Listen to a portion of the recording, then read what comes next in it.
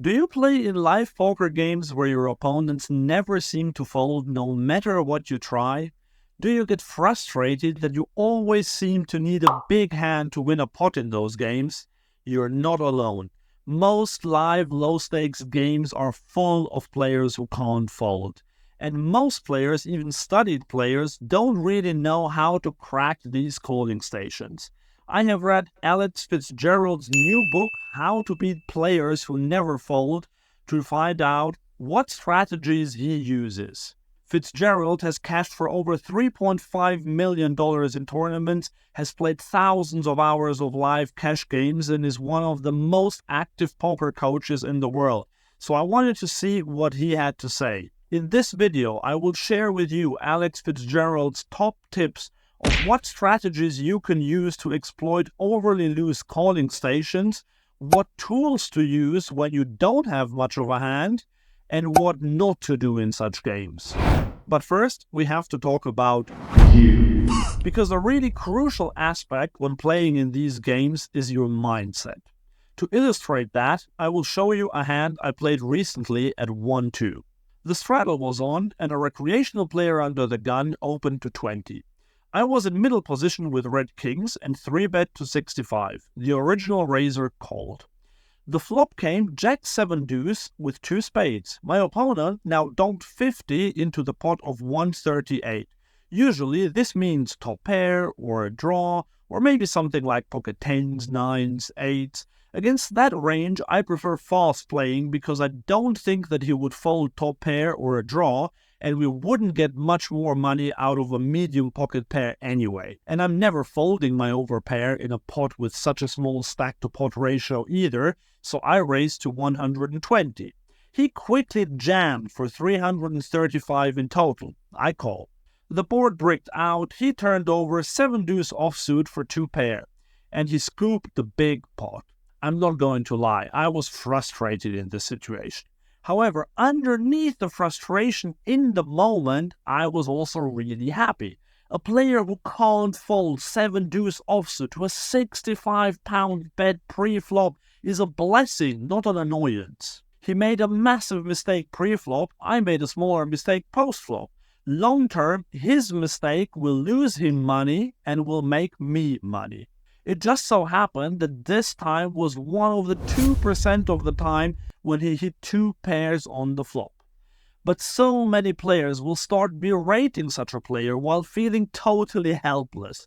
This is when you hear players say that they would want to play higher stakes where players respect their raises. What a load of nonsense. So the first thing to note in such games is that you need to have a professional mindset and acknowledge that it is a great thing that your opponents call too much.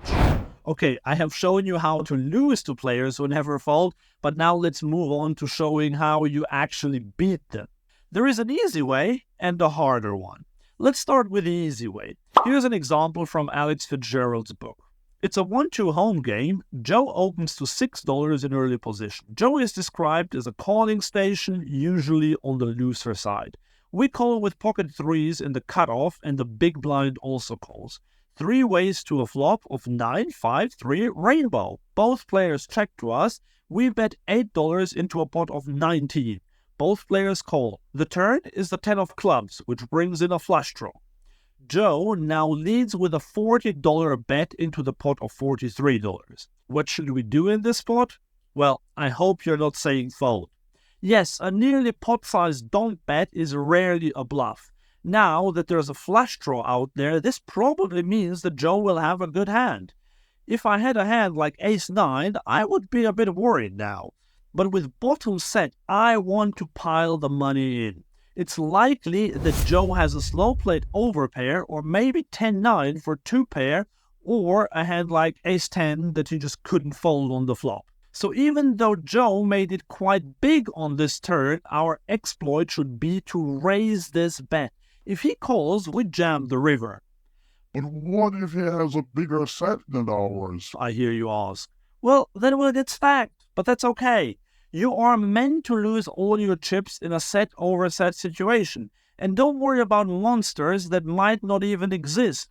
Joe is a loose calling station. Such a player earned his reputation by overvaluing top pair or two pair, so make sure to get all his money rather than being careful and calling his bets down. So, the easy way to beat loose calling stations is to make a big hand and then extract value.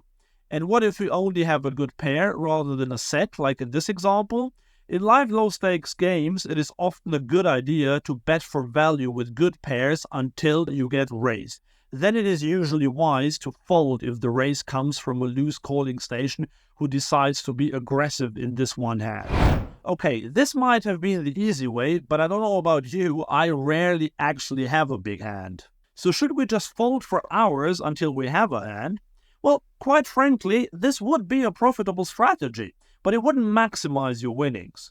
There is actually a way to get players who never fold to actually fold. But before we get to that, I would quickly like to talk about what not to do. And that is what almost everyone else does in such a game, which is trying to see a cheap flop. A lot of recreational players seem to think that seeing the flop is the goal in poker. It is not. The goal in poker is to make money. And you don't make money by seeing flops, but by making better decisions than your opponents. So don't limp suited gappers in the hope of flopping a monster.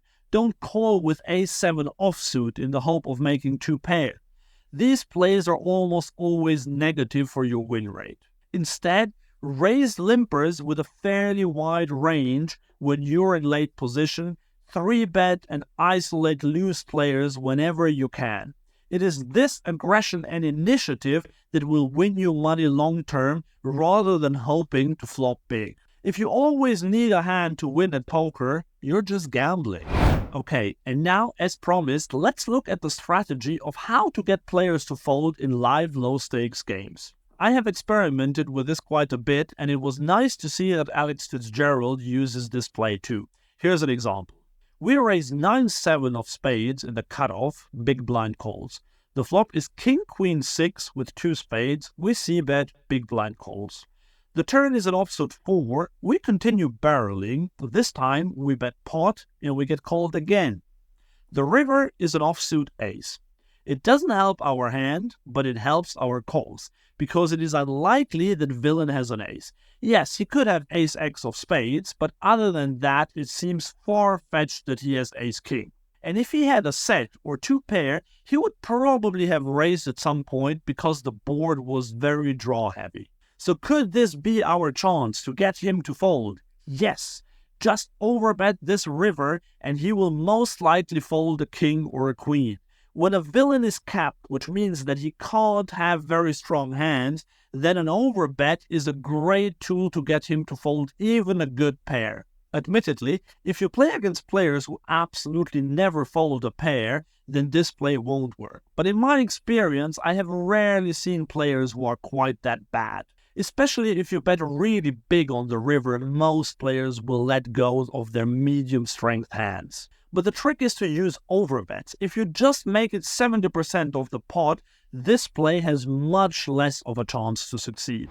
There is a lot more to this. I have only been able to scratch the surface, but Alex Fitzgerald obviously goes much deeper in his book. He talks about the strategy of the fake maniac that gets all the money in these games.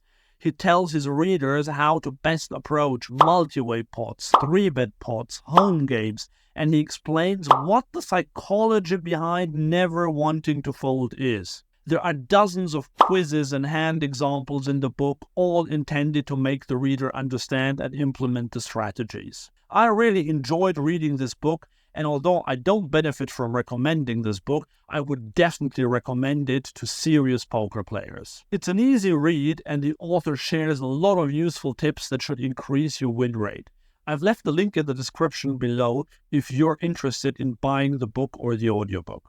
And if you want to learn more about crushing recreational players, then this video here is just the right one for you.